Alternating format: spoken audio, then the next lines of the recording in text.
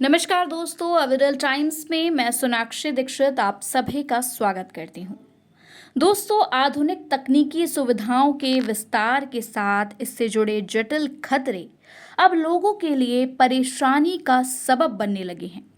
ऐसे अनेक मामले सामने आ चुके हैं जिनमें किसी व्यक्ति को वीडियो कॉल करके उसे बातों के जाल में फंसाया गया, उसके या उसके बच्चों के किसी अपराध में शामिल होने की बात करके डराया गया, घर के एक कमरे में बंद रहने और फिर एक बड़ी रकम भेजने पर मजबूर किया गया। इसे आजकल डिजिटल अरेस्ट कहा जा रहा है।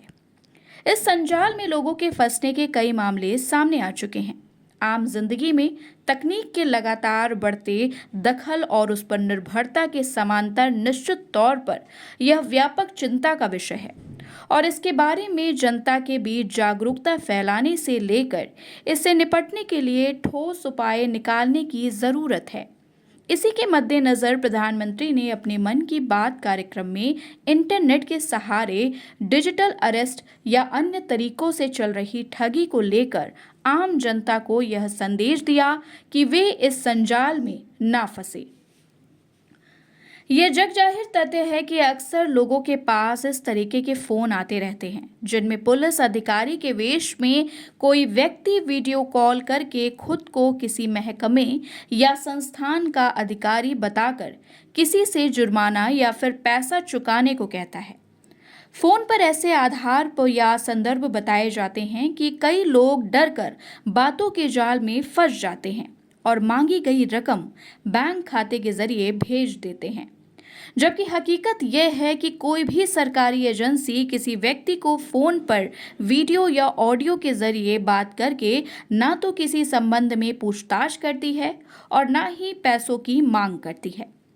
मगर इस सामान्य जानकारी से अनजान कई लोग फोन पर ठगी करने वालों की बातें मान लेते हैं। बाद में जब उन्हें अपने साथ हुई ठगी का पता चलता है, तब तक उनके साथ बहुत कुछ गड़बड़ हो चुका होता है।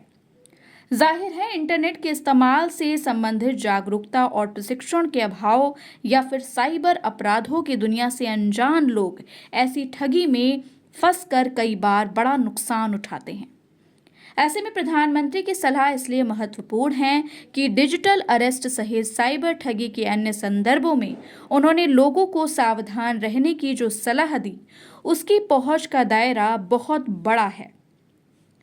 निश्चित तौर पर बहुत सारे लोगों को इससे इंटरनेट के अलग अलग मंचों का उपयोग करते समय सतर्क रहने में मदद मिलेगी। मगर आधुनिक तकनीकी के फैलते पांव के साथ जैसे जैसे डिजिटल माध्यमों पर लोगों की निर्भरता बढ़ती जा रही है, खुद सरकार भी ज्यादातर शासकीय सेवाएं डिजिटल तंत्र के जरिए लोगों तक पहुंचाने पर जोर दे रही है। तो ऐसे में इस माध्यम के उपयोग को सबके लिए हर तरह से सुरक्षित और सहज बनाया जाना चाहिए। यह छिपा नहीं है कि कई बार बिना किसी मजबूत आधार के लोगों के बैंक खाते बंद या बाधित कर दिए जाते हैं या फिर किसी मामूली नुक्ते की वजह से सेवाएं रोक दी जाती हैं। अगर इंटरनेट की सुविधाओं के बरक्स साइबर अपराध की जटिलता का हल निकालने की ठोस व्यवस्था नहीं की गई, तो धीरे धीरे लोग डिजिटल माध्यमों का उपयोग करने को लेकर हिचकेंगे। धन्यवाद।